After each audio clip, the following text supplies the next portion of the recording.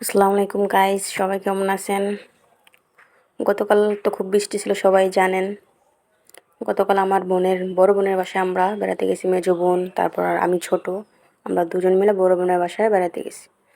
ওদের বাড়িটা হচ্ছে তেরমোহনী দাসের কান্দি।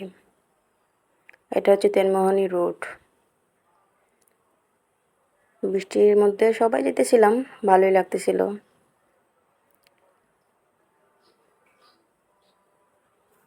তেরমোহনী বাজার, এটা হচ্ছে তেরমোহনী বাজার, ঠিক আছে? এটা তেরমোহনী দাসের কান্দি নাসিরাবাদ লোকদের জন্য এটাই তাদের বাজার।